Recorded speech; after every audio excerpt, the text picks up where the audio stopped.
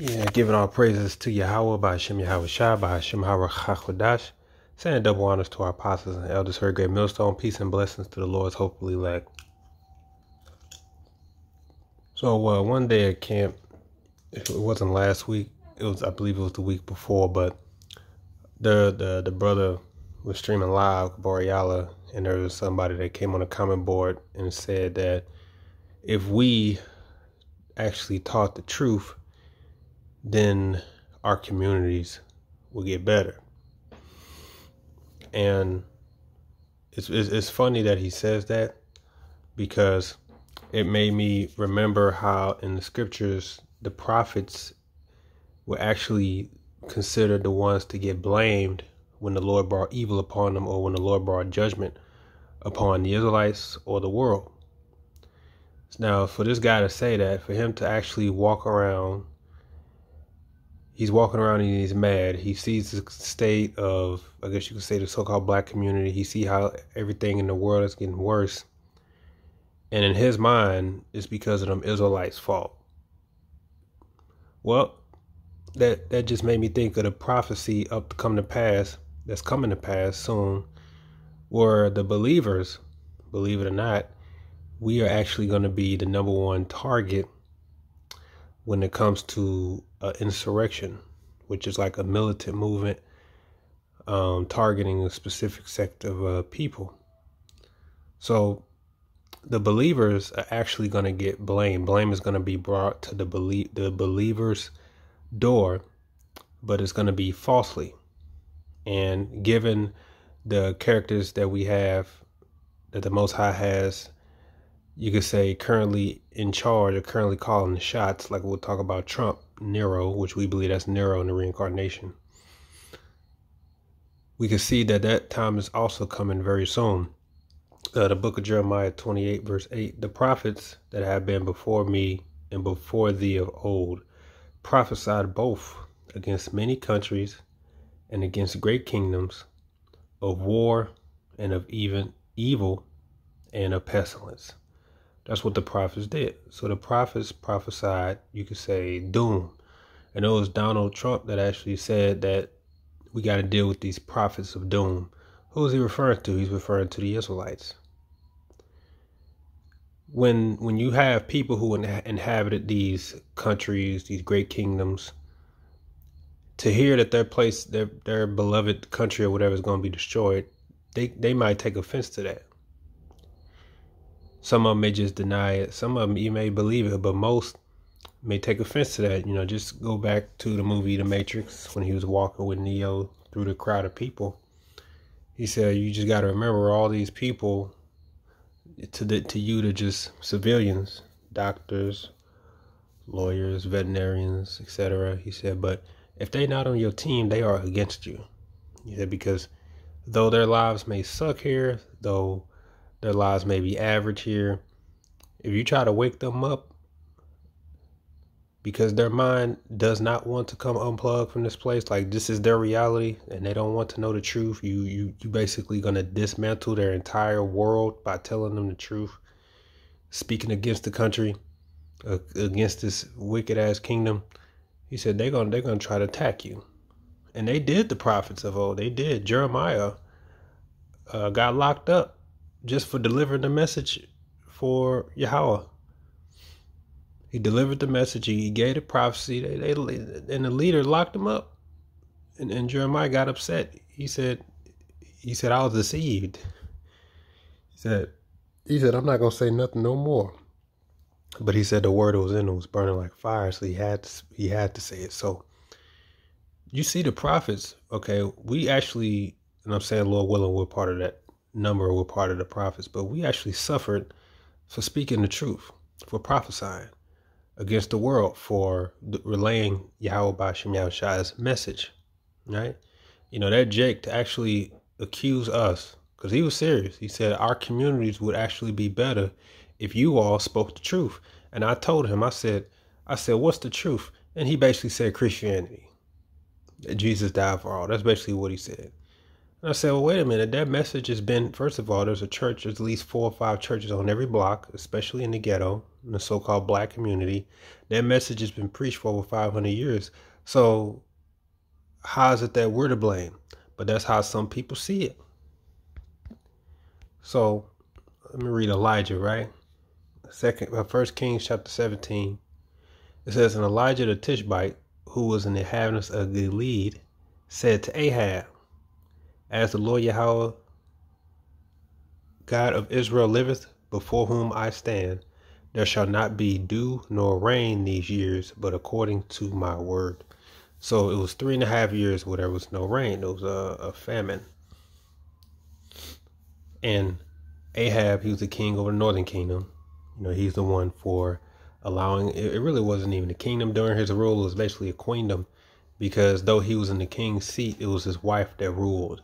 And his wife Jezebel, which means exalted Baal exalted in Hebrew, she turned the kingdom into a queendom, and they served Baal, and they had false prophets of Baal.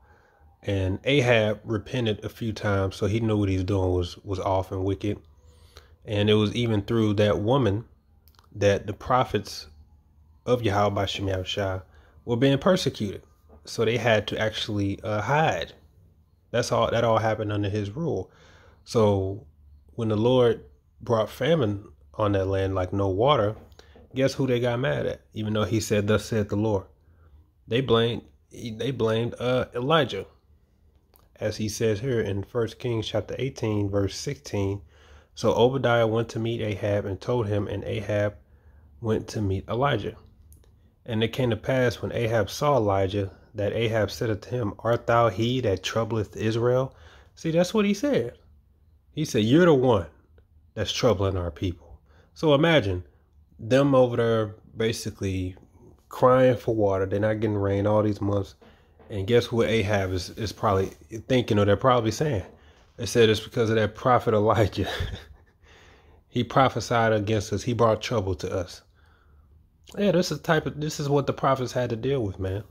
And he goes on to say, Elijah says, in verse 18, and he answered, I have not troubled Israel, but thou and thy father's house, and that ye have forsaken the commandments of the Lord Yahweh, and thou hast followed Baalim. Yeah, so he said, I'm not the one that brought evil to you brought evil to Israel by serving Baal, and you know that. He knows that. But he wanted to what? Put the blame at what? The prophet. And you do got Israelites. They actually do think that, you know, people who rock with Vocab, because Vocab, he's an Edomite. He's fighting a losing battle. You know, he might even be an Amalekite, which I believe he is.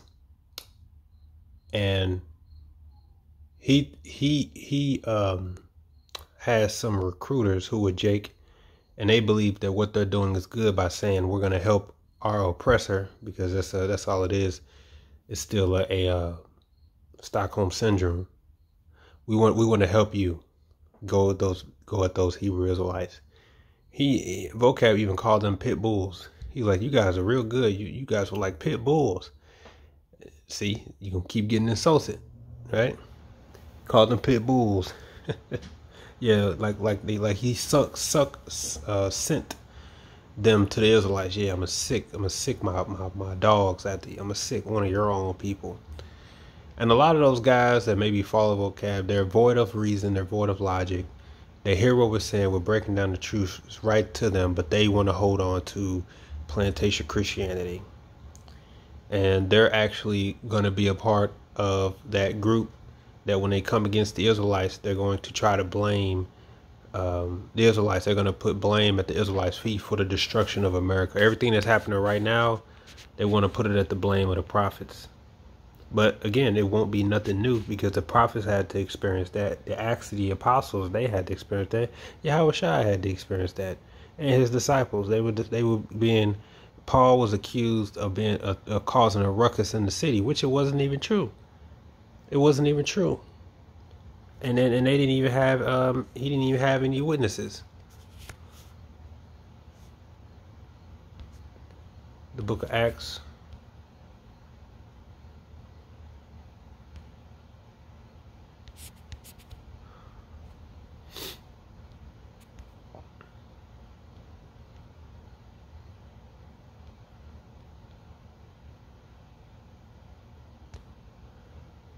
chapter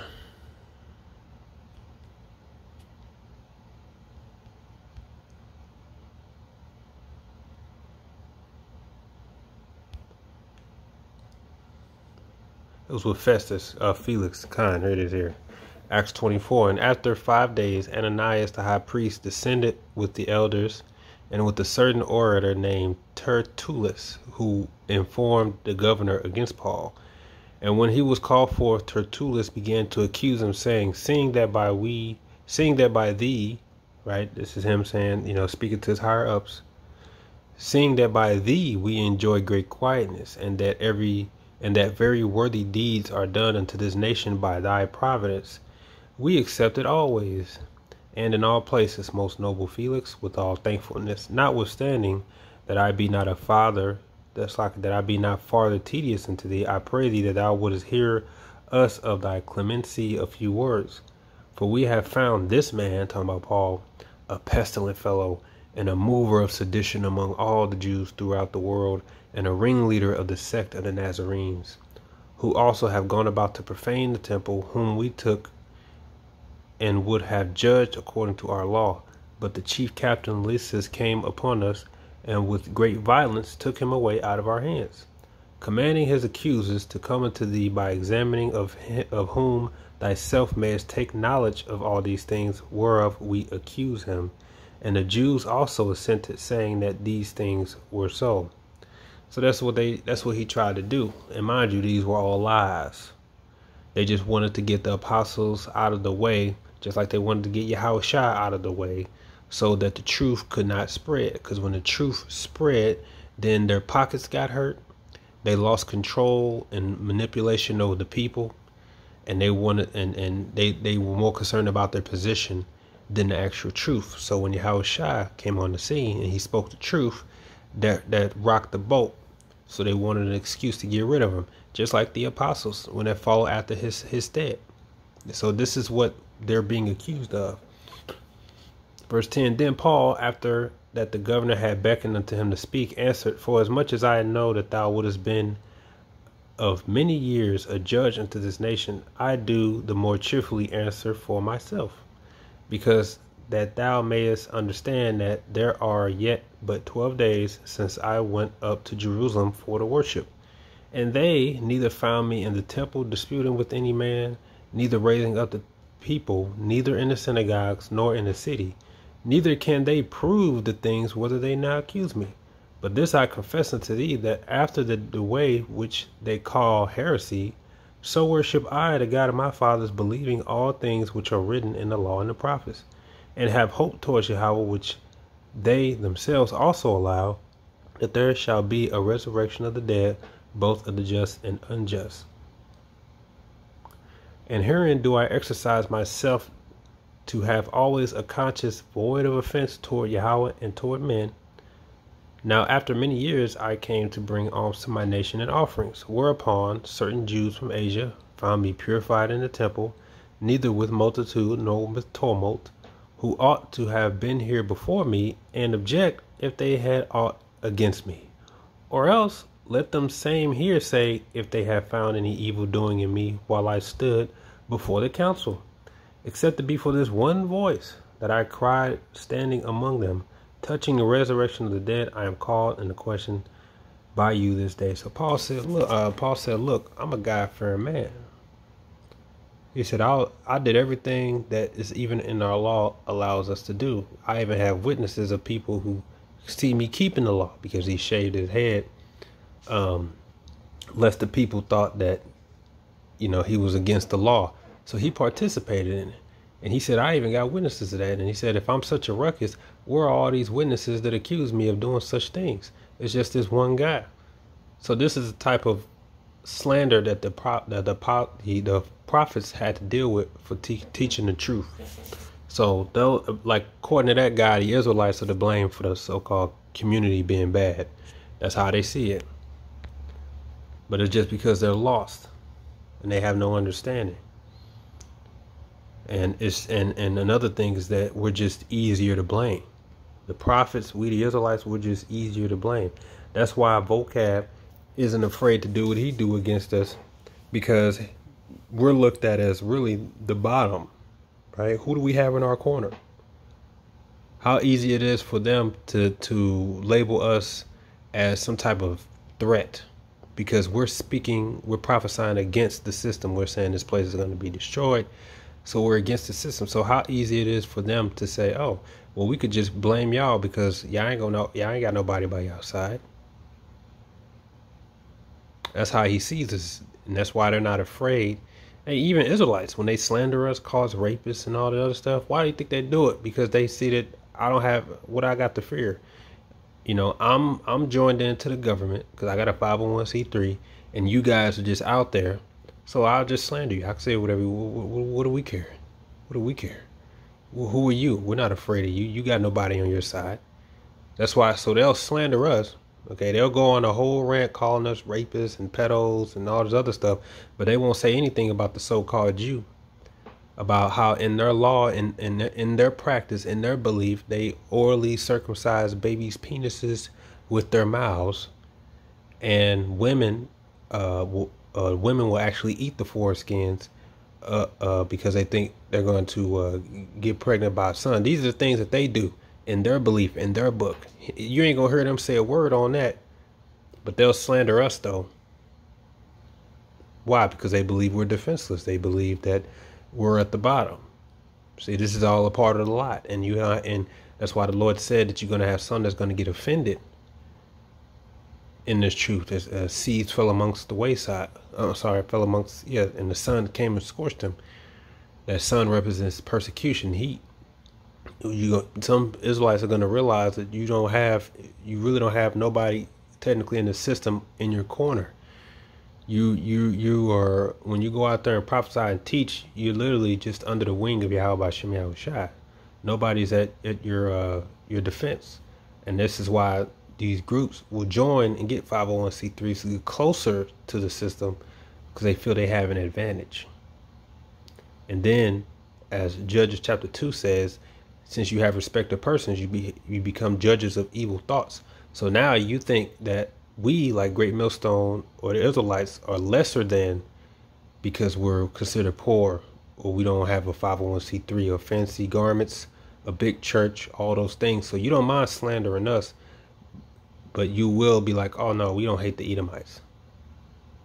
So it all adds up. The moment you covet after, it's covetousness. The more you covet after money, then you start to go off. So this is how we know we're in the right lot, because we're being falsely slandered, falsely accused for simply speaking the truth and standing on it. So this is dealing with Nero. This is during his time with the Roman Empire. This was slightly before 70 AD, which they say is approximately 64 AD. So when Nero, as you know, he burned the church. He burned Rome. He started a fire at Rome, and he blamed the Christians. And we believe Nero to be reincarnated as Donald Trump. And guess who I believe he's gonna take the office? But we'll find out in about a month. But we'll see. So this is dealing with Nero, right? So they're talking about Christianity. I'm just going to jump to an easy target, this part.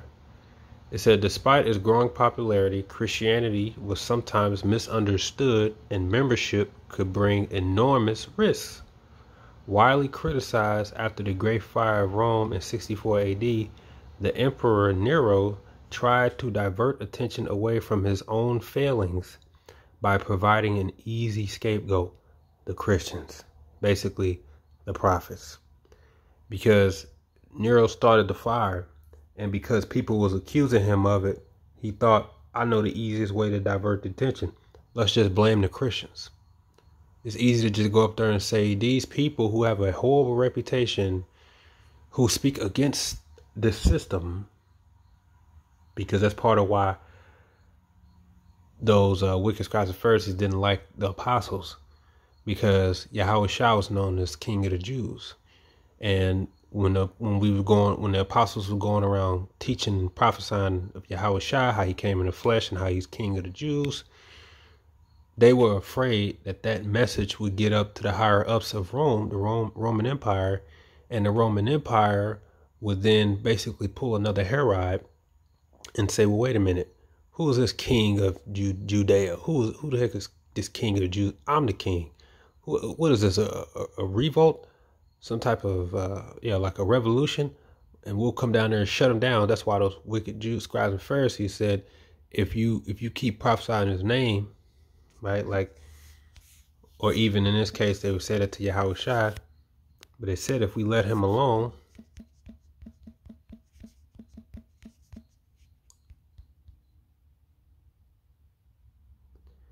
Matthews 11:47, then gathered the chief priests and Pharisees a council and said, what do we? For this man doeth many miracles.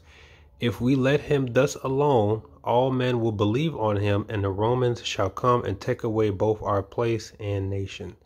So they were just more concerned about their position. So the hell with the truth. We got to stop him lest they come and take us down. All right. So I say that to say that when it came to Nero having to slander the Christians, that wasn't hard to say. They could just say, oh, they against the system. They against Rome. They're always contrary to the Roman Empire, just like Haman did. Haman did with King Ahasuerus, which we believe Haman in reincarnation is that guy Vocab Malone. And that's why we say he's just following his lot to do the same thing, to try to do research on the Israelite, slander us, blame us, take his information before the leaders and the powers that be, and do the same thing like he did as Haman, which is what? Slander the Jews. There's a bunch of people out here who they teach evil things against the system. Right? So Nero did the same thing. All right, so it says providing an easy scapegoat to Christians. It says, although the followers of Yahushua were working hard to spread the message, they were still very few Christians in Rome. They were regarded with suspicion. Some important Christian rituals were mistaken as cannibalism, others as incest. Christians became an easy target. Nero wasted no time. He arrested and tortured all the Christians in Rome before executing them with lavish publicity. Some were crucified, some were thrown to wild animals, and others were burned alive as living torches.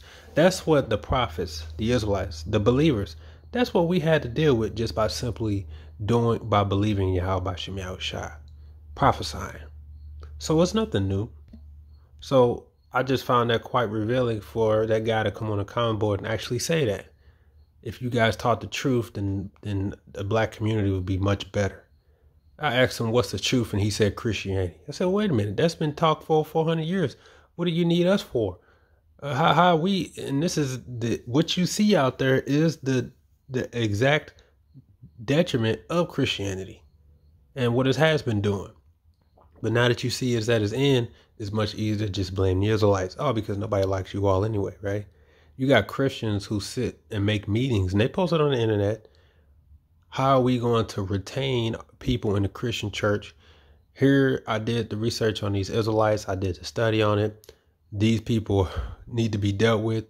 This is how we try to persuade people who hear Israelites. How do we try to really persuade them that that's not the truth? So they're working hard to go against the scriptures, to go against the truth. And some of them are just going to just flat out blame the Israelites and say, yeah, they're the problem. We got to get rid of them. You got agents and spies.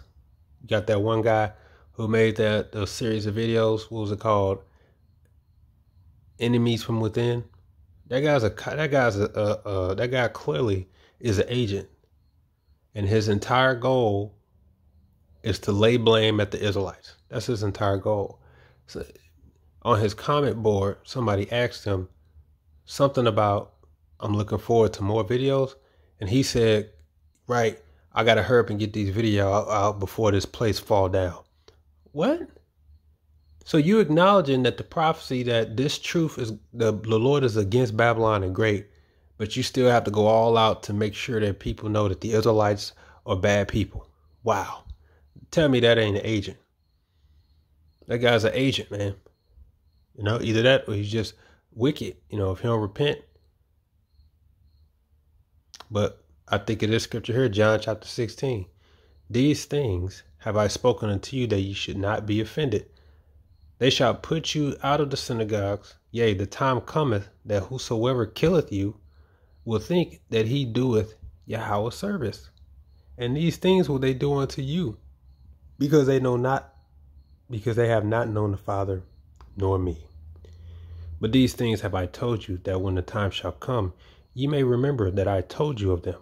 And these things I said not unto you at the beginning, because I was with you. So Yahweh shall let the apostles know the same thing that's happened to me is the same thing that's going to happen to you.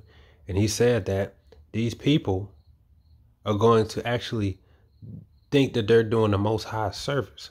Like verse 2 again, they shall put you out of the synagogue, yea, the time cometh that whosoever killeth you will think that he doeth Yahweh service. So those people who follow vocab, a lot of them are just coons, stuck on Stockholm Syndrome. A lot of them honestly think that we are a problem, that we standing against, we the reason of society's falling, and that we got to be dealt with. We're the troublemakers, right? And they honestly think that what they're doing is good, but that's because they don't know Yahweh B'Shem Yahweh Shai. Yeah.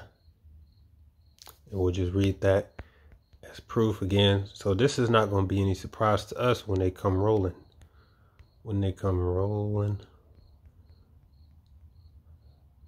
Second Ezra 16:70. For there shall be in every place and in the next cities a great insurrection upon those that fear the Lord.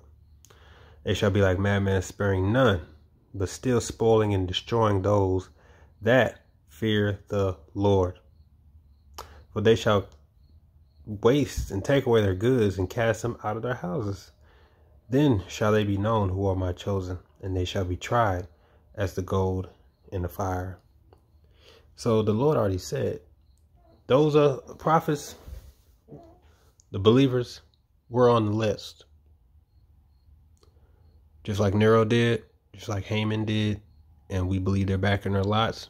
It's going to happen again. In some way, it's going to happen again. If it's not by Trump, it's still going to happen.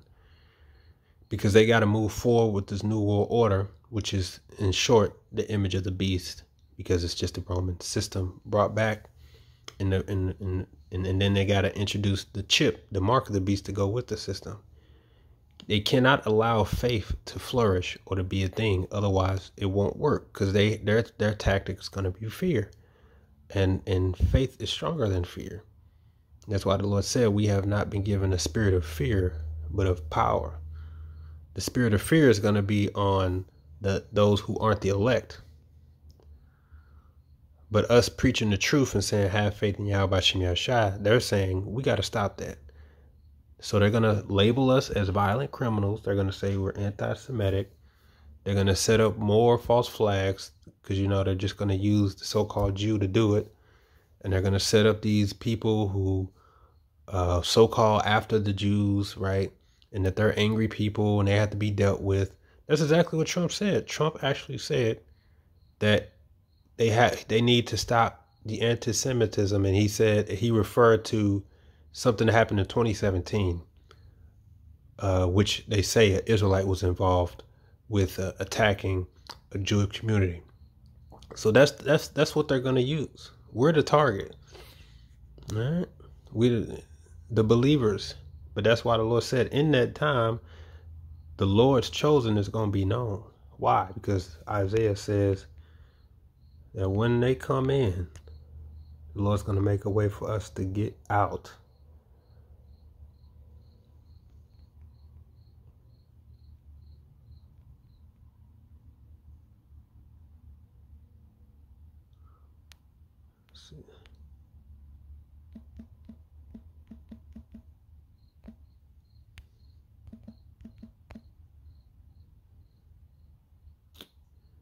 Isaiah 59:19. So shall they fear the name of the Lord from the west, and his glory from the rising of the sun. When the enemy shall come in like a flood, the Spirit of the Lord shall lift up a standard against them. And that word standard goes into being able to escape, being able to flee. That's how the Lord's going to magnify. So we're protected. We're protected. And if we get grabbed up, what the Lord say, they shall cast some of you in prison for 10 days, which just represents a number. Be thou faithful unto death, and I'll give you a crown of life. We are equipped with we know everything that's going to happen. Nothing's going to surprise us. We know what they're going to do. For those of you who think we the Israelites are a problem, you're just fulfilling your lot. Okay? The Lord is going to deliver his elect, and that's that. Shalom.